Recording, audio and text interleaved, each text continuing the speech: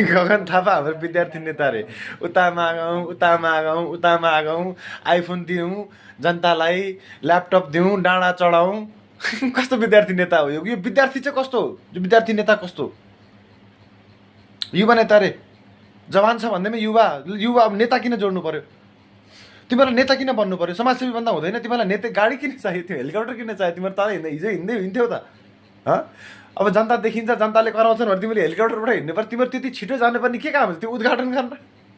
जुन काम नेपालमा चल्दै चल्दैन, जुन फ्याक्ट्री चल्दै चल्दैन, त्यो उद्घाटन गर्न तिमीहरू हाम्रो देशको ढुकुटीलाई हेलिकप्टरमा लिएर जाने?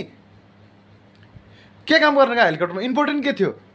आज मन्त्रीज्यू उद्घाटन गर्न आउनु भएको थियो हेलिकप्टरमा। रहर लाग्यो हेलिकप्टर चढ्नु रहर लाग्यो। नेता कोही कोही नेता त केही भुत्तो भाङ, न भिजन हुन्छ, न दिमागमा न के एउटा चाहिँ सोच हुन्छ यसरी देश अगाडि बढाउँ भन्ने केही कुटनीति हुँदैन दिमागमा होइन।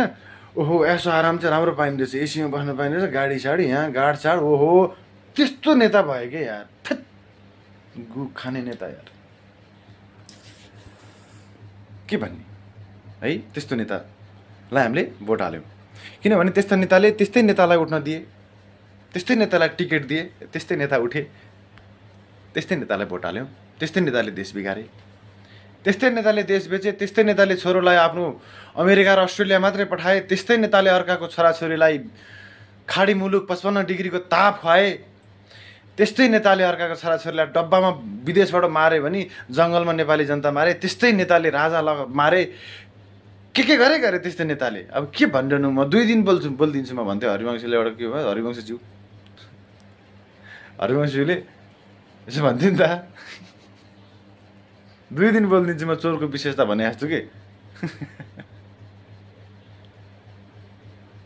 यो चाहिँ विशेषता भएन कि, यो चाहिँ हाम्रो देश बेचुवा भयो कि। अब